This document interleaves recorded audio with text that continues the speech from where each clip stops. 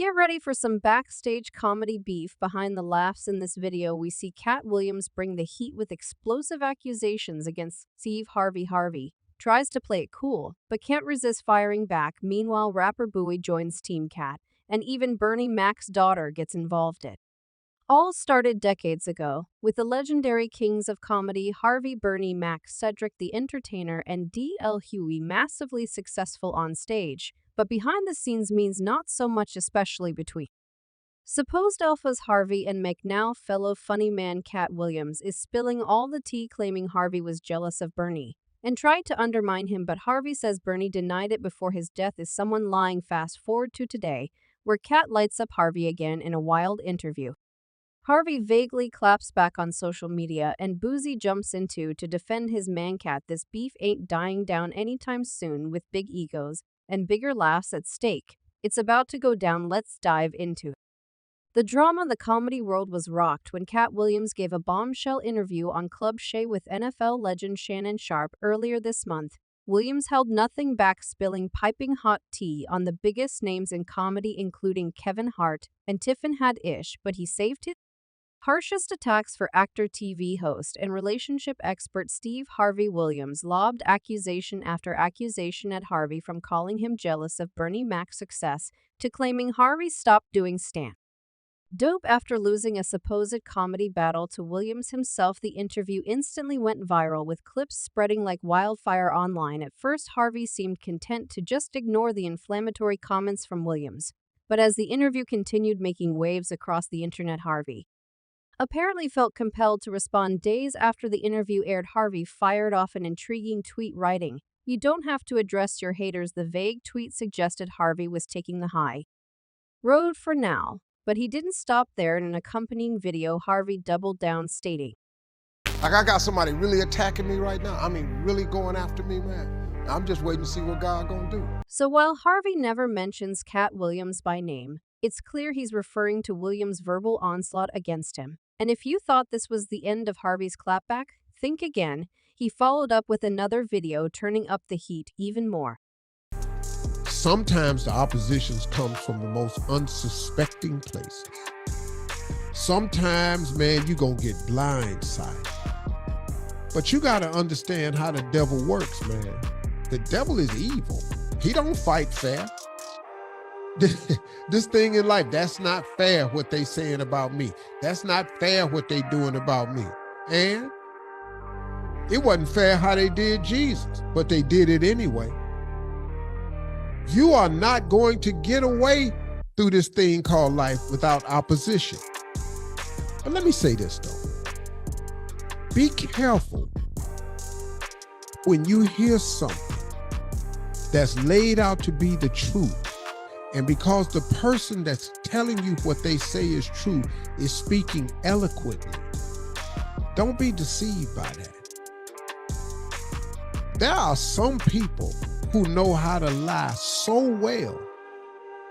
They know how to sprinkle in just enough truth and wrap it inside their lies where they got you thinking that somebody telling the truth. Beware of that, people. You can't be right. The gloves are off, and this beef is just getting started, with two comedy kings at war.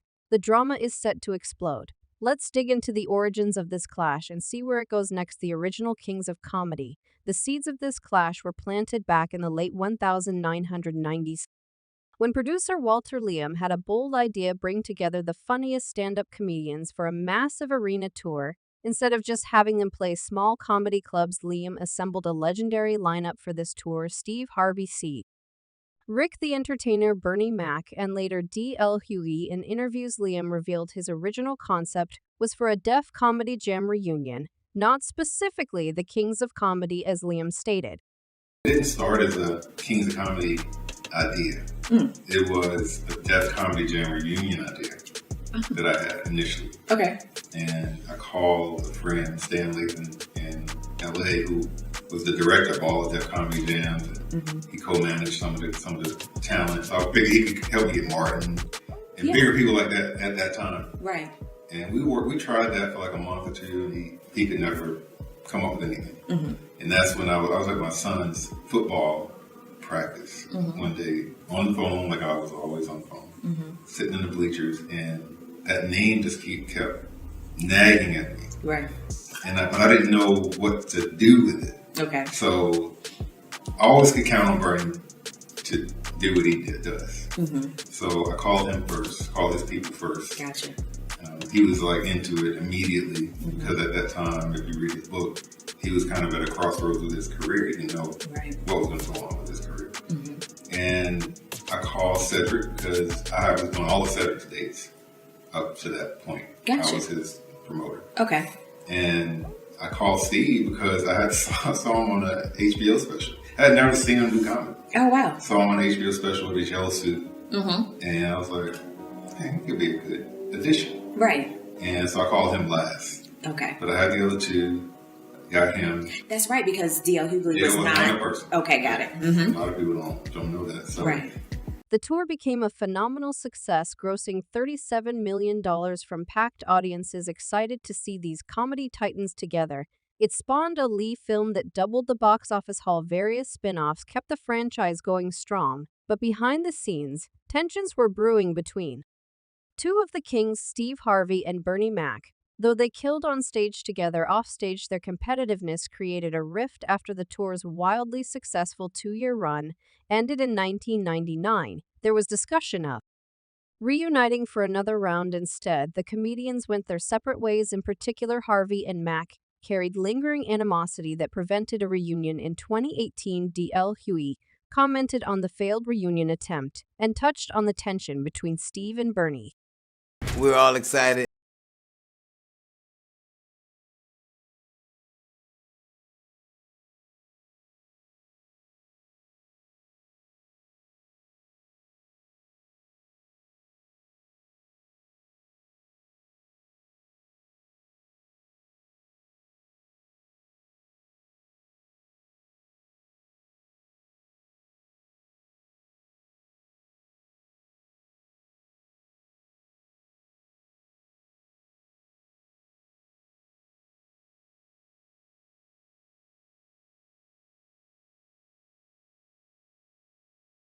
He wasn't the only former king of comedy to chime in during his own interview on Shannon Sharpe's podcast. Cedric the Entertainer has this. Yeah. I mean, they were the kind of guys that they both alpha males. Like they both, they just saw it different. You know what I'm saying? But at the end of the day, they was able to get through it. Cedric acknowledged both Harvey and Mac had big personalities and clashing perspectives, but felt they ultimately moved past that their beef. However, Bernie Mac himself allegedly addressed the simmering feud with Harvey in a controversial 2003 GQ magazine interview.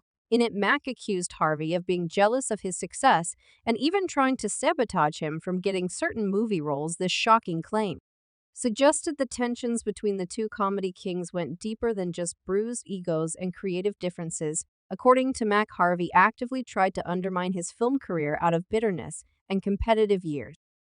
Later in 2014, comedian Damon Williams, who opened for the original Kings of Comedy tour, referenced this infamous GQ interview on the Comedy Hype channel.